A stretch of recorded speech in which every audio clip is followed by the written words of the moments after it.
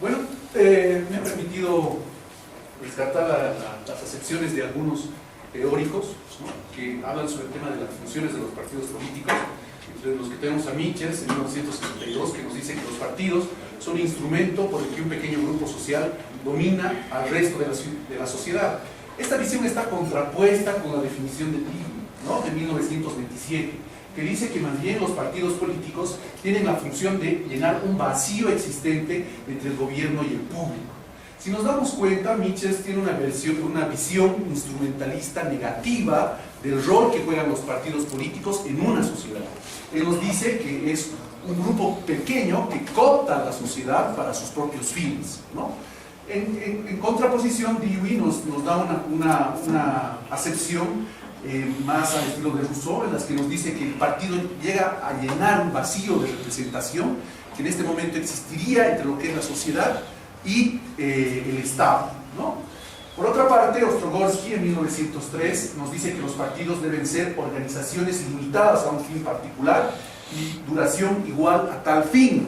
Es decir, le da un tiempo de expiración al partido político que esté en función a la consecución de sus objetivos o fines. Es decir, el partido no puede existir más allá de la finalidad para la cual fue concebido. Si una vez que cumple con esa finalidad, el partido debe disolverse. Pasaremos, por favor.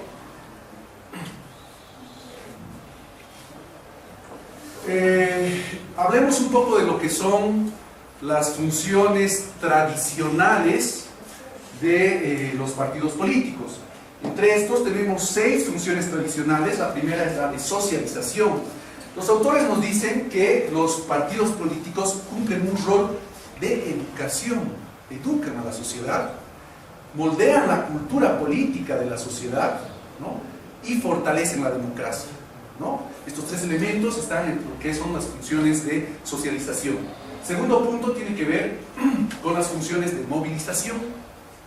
Una función de movilización es aquella en la que un sujeto pasivo se puede convertir en un sujeto activo, un activista y un militante de un partido político.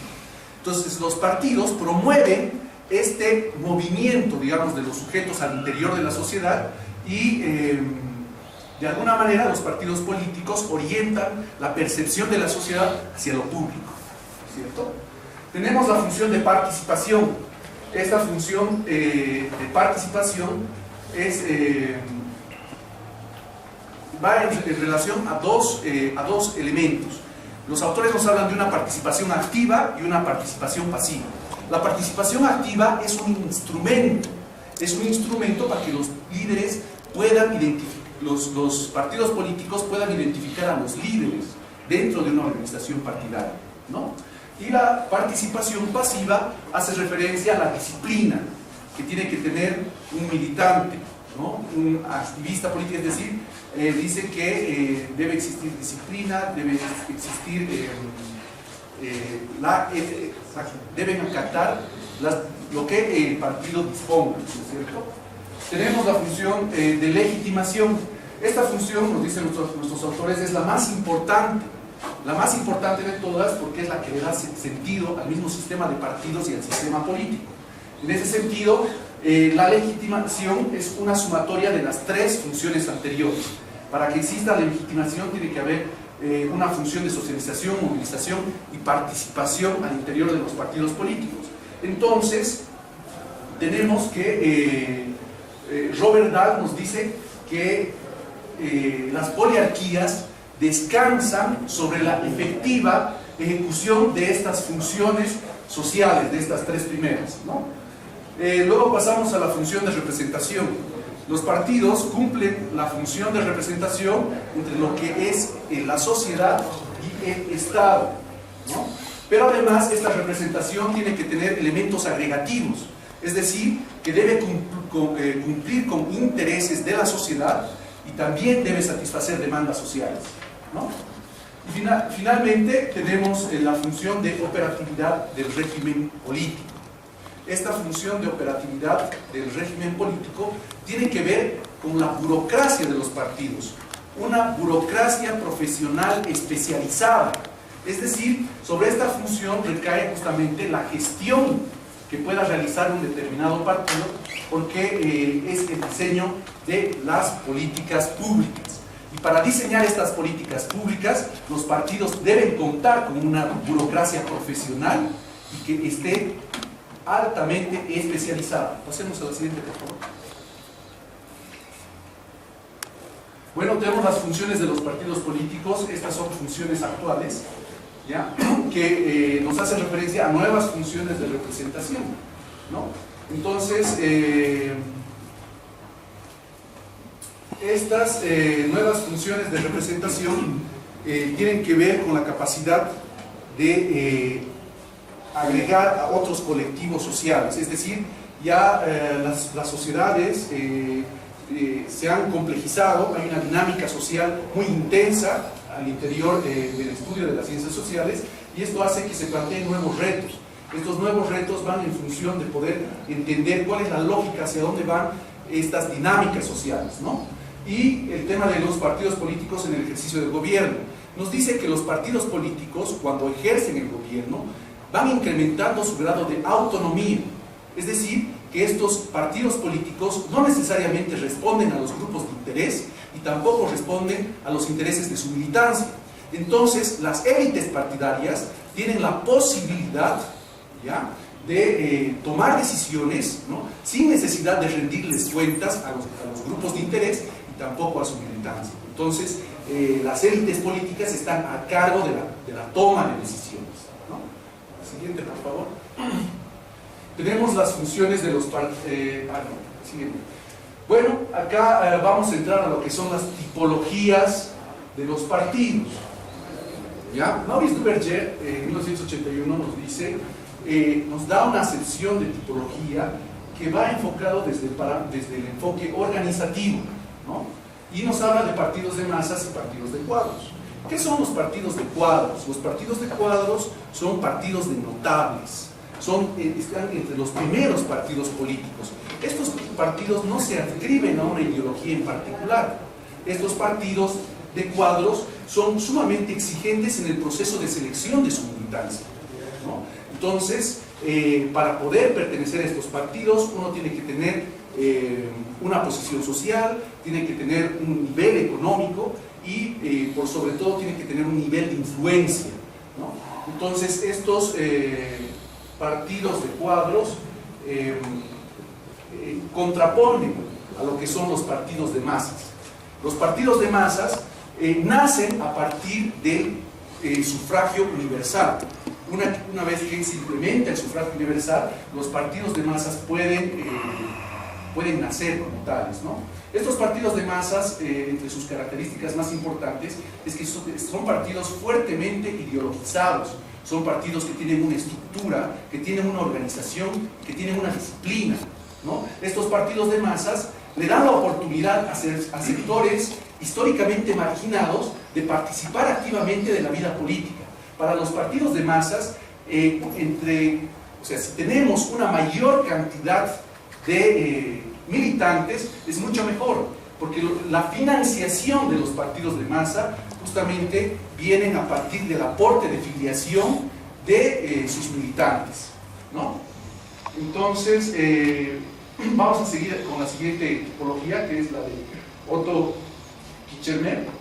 De 1980 nos habla del pragmatismo y los partidos cachopari, ¿no? Estos partidos cachopari son partidos atrapatodo, es decir, son partidos extremadamente pragmáticos, totalmente desideologizados, que surgen después de la Segunda Guerra Mundial, son post-Segunda Guerra Mundial, ¿no? Entonces, estos partidos, lo único que les interesa es maximizar la cantidad de electores.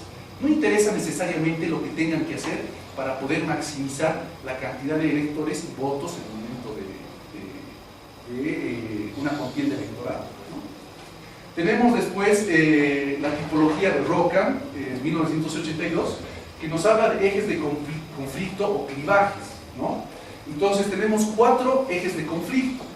Los 2 primeros como resultado de los estados nacionales y los 2 últimos como resultados de la revolución industrial, ¿no? Entonces, estos 4 ejes de conflicto o clivajes nos dan 8 tipos de partidos, ¿ya?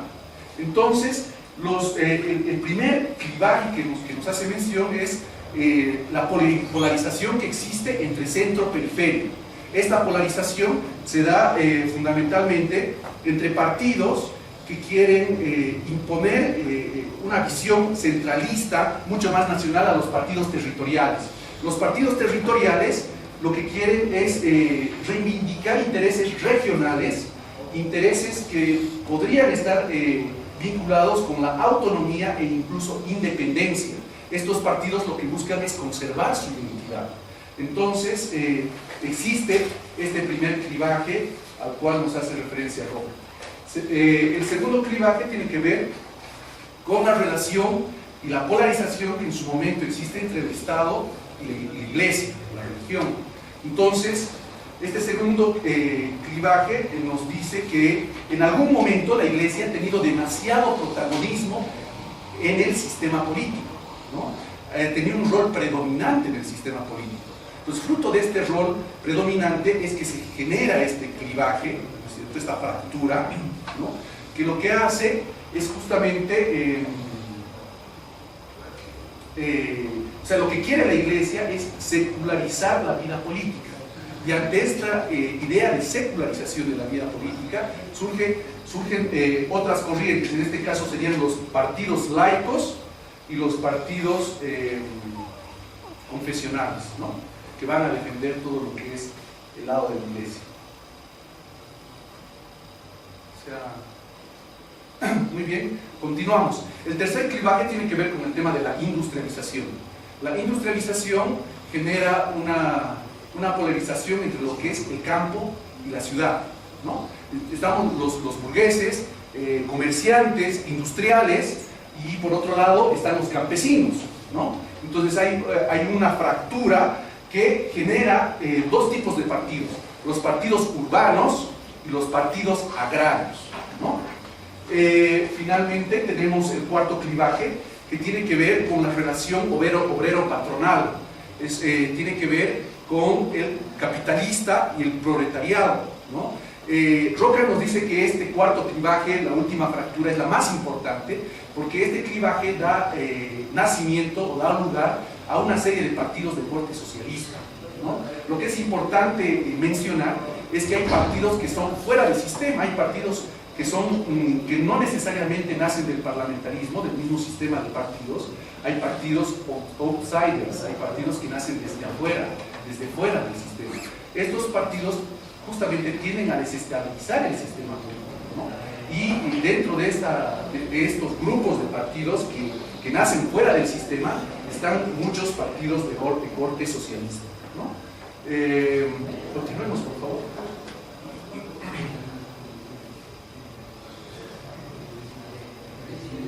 Bueno, tenemos lo que son las tipologías según Panebianco. Nos habla de un modelo originario de partido, es decir, cómo nace el partido para entender su tipología, ¿no? Y este modelo originario de partido que está estrechamente vinculado con el tema de su institucionalización, es decir, no pueden andar separados. Entonces, un primer elemento que nos hace notar es el análisis de penetración o difusión territorial. Entonces, esto lo maneja en función a tres supuestos. El primer supuesto nos dice que es de penetración territorial. Hay un partido centralista, grande, que tiene influencia sobre los partidos de periferia y es capaz de cooptarlos. Entonces, esa sería una primera tipología de partido. La segunda, que tiene que ver con la difusión territorial, que es a la inversa. Son partidos territoriales, ¿ya?, que van conformando redes territoriales de partidos exitosos, de élites burguesas territoriales que se van consolidando y ramificando al interior de un Estado. Entonces, estas redes de partidos territoriales son las que en algún momento llegan a conformar un partido nacional, ¿no? Y finalmente nos habla del supuesto mixto. El supuesto mixto es una combinación en la que hay estas redes de partidos territoriales y también hay un partido nacional que deciden fusionarse para conformar un solo partido político. ¿Ya? Tenemos la presencia o ausencia de un externo patrocinante. Este punto tiene que ver con la financiación del partido. Panebianco nos dice que es fundamental identificar si en un partido existe un organismo, una institución o una persona que financie o patrocine a un determinado partido político. Dice que la lealtad de la militancia del partido es una lealtad difusa, porque no es una lealtad que va dirigida específicamente al partido, sino más bien a su patrocinador, ¿ya? Tenemos el carácter carismático del partido.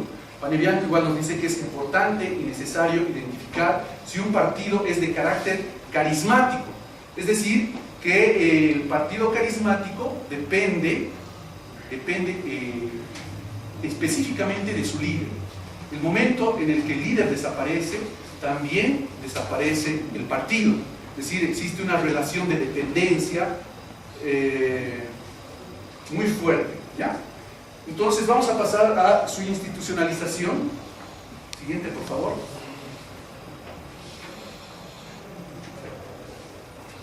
¿Sí? Existen elementos institucionalizadores, ¿ya?, en los partidos. Lo primero que nos plantea es el desarrollo de los intereses. ¿Qué es el desarrollo de los intereses? Nos dice que los partidos pueden distribuir incentivos selectivos a su militancia, es decir, que construyen una burocracia en la que seleccionan y eligen a un militante para ocupar un cargo público, ¿no? Y segundo, habla sobre el desarrollo de la difusión de lealtades. ¿Qué es esto? Nos dice que el partido distribuye incentivos colectivos para dotar de identidad y fidelidad a sus militantes, pero también a sus electores.